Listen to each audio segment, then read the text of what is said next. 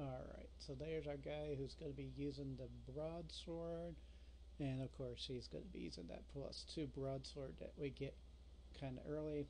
Not using it now, of course, because we haven't even started the game. I spent all my time, 40 minutes of it, just talking about this. I haven't even stepped outside yet. Alright, so yeah, he's got a broadsword. That's pretty good. Got 30 sword skill. His awareness is pretty high, so that's not too bad. So the benefit of having like these high intelligence characters is that some of these secondary skills like awareness, scan, or whatever, they can get some pretty high scores on them, or at least high considering what you start out with. Alright, next guy, he is our sorcerer. These are all the last 4 characters are all fighter sorcerers, so yeah, he's not that great. He's even across the board, 10 strength, 10 dexterity, quite a bit of life. I'm not going to be spending any points on spear for him. It's all going to be evaluate, because we need evaluate in order to determine if items are magical or not. His cast spell's okay. Well, we'll need to develop that for everybody, but anyway. Alright, so this is one of my 2 bow users. His life isn't as hot as the other characters that I created, but with these guys I'm planning to put them behind my fighter, so I decided to skip just a little bit on life. So not too sure if this is a good idea, and I haven't tried anything like this before, but I figured it's going to be a bit of a gamble, but it might be worth it. Alright, so he has a pretty good bow skill.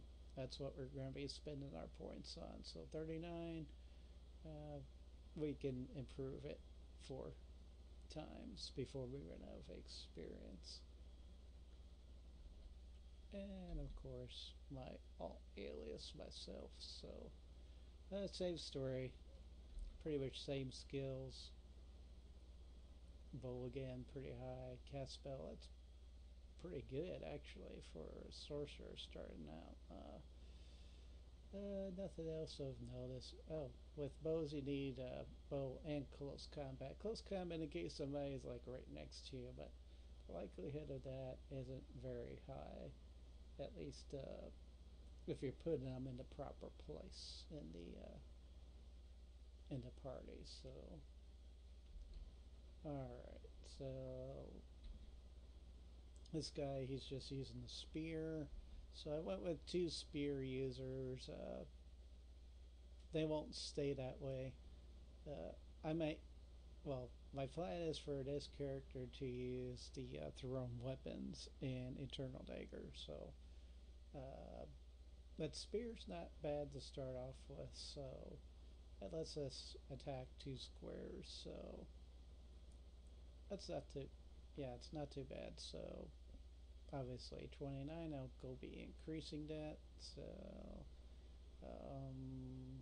who else is going to be changing a little bit?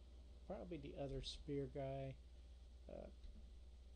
I'll probably put him on like crossbow as well, because you still have to wait for guys to come at you if you're using just spear, and that could take a couple turns. So with a crossbow you could probably get off about, depending on the speed of the monsters, probably about 3 or 4 shots before they come in close, and you can switch to your spear. So that's, what is it worth it?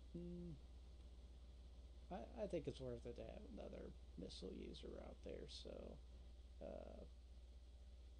and especially in Eternal Dagger where you got like 4 people that can use missile weapons, it's like gets a little advantageous. So alright, so that's pretty much it. What I'm going to do is I'm just going to go in and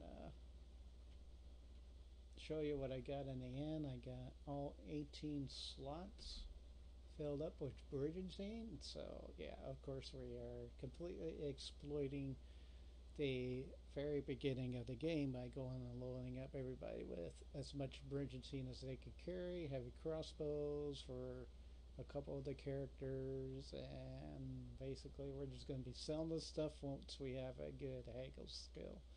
So I'll go and cut off the video recording now, and I will be back in probably about a couple hours, I think, because my plan is not to take an increase unless it's like 7 or 8 points for a skill to increase it. So I'll be back later, and we will commence with the game.